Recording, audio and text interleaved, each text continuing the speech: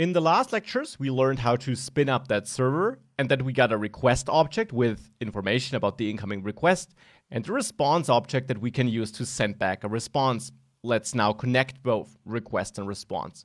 Instead of printing some request data to the console, which of course doesn't do much for us, let's instead start writing a very simple web server that does different things depending on which route we enter. So depending on which / whatever part we enter here.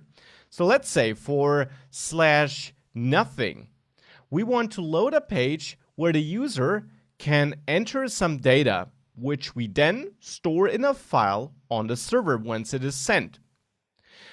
We can do this by, first of all, parsing the URL. I'm storing it in a new constant, and I do this by accessing request URL. Remember, that was something like //test, whatever we entered. I will then add an if statement and check if URL is equal to just /, and only this will match. By the way, the triple equal sign means that this will only be true if URL is both a string and has that value. So now here, if that is the case, I want to return a response which holds some HTML that gives the user an input form and a button that will send a new request in return. And that will not be a GET request, by the way. So let's do that step by step. Let's copy this code here and put it into this if statement. And here I will write a HTML document with a head, maybe a different title, enter message. And the body will now not hold a h1 tag, but instead a form. This is a default HTML element, of course, with an input of type text, let's say, and a button. And this will be super ugly because we have no styling, but it's about the functionality for now. That button tag must be closed, by the way. The button will be of type submit, so that it submits the form, and that will be some default HTML behavior we're using here, where a button with type submit in a form element will send a new request, and we'll configure that request in a second.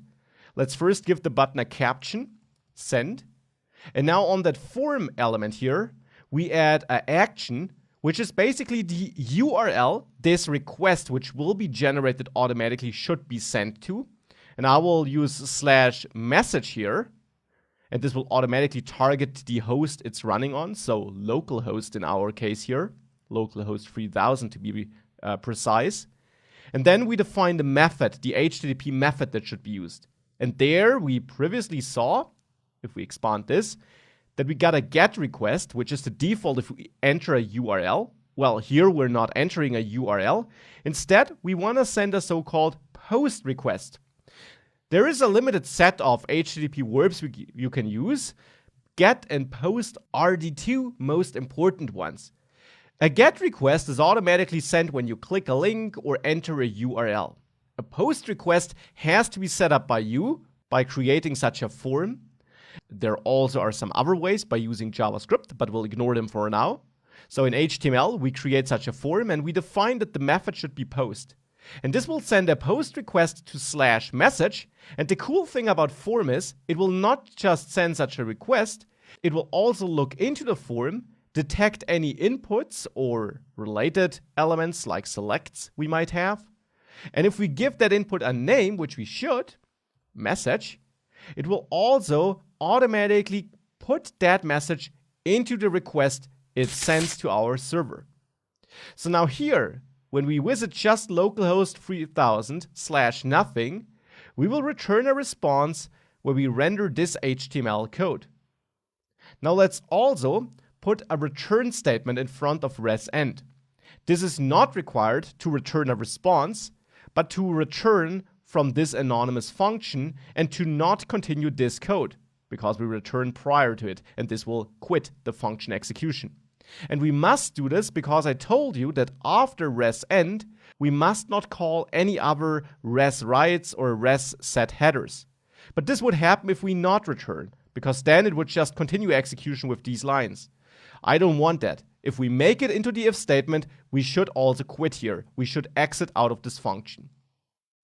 With this, Let's restart the server by quitting it with Control-C and restarting it with Node app.js.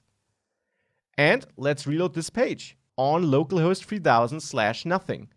And we see my input and the send button here. Again, not super pretty, but it's working.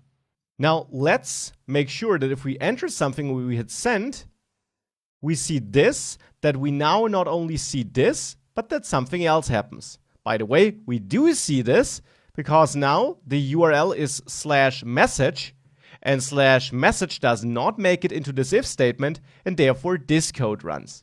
But we want to do something else, so let's do that in the next lectures.